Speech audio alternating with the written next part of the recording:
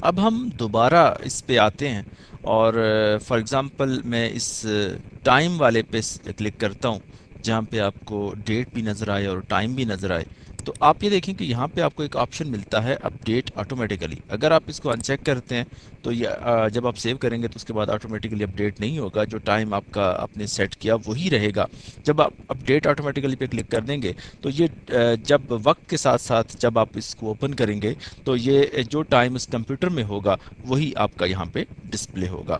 تو میں اس کو پہ کلک کرتا ہوں، جیسے اوکے کرتا ہوں تو آپ نے یہ دیکھا کہ یہاں پر ڈیٹ بھی آ گئی ہے اور آگے ٹائم بھی ہمارا ڈسپلے ہوا ہے.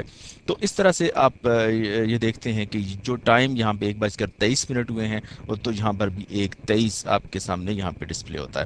تو اس طرح سے آپ اس میں کام کرتے ہیں. اس کے بعد ہم یہ دیکھتے ہیں کہ آبجیکٹ کا آپشن آپ کو ملتا ہے.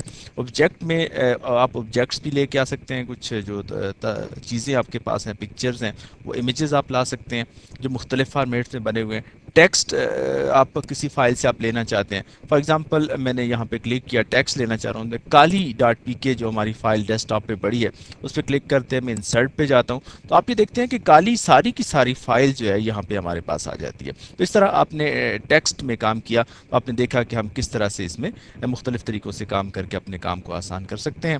تو نیکسٹ ہم سمبلس کے بارے میں پڑھیں گے. تب تک کے لیے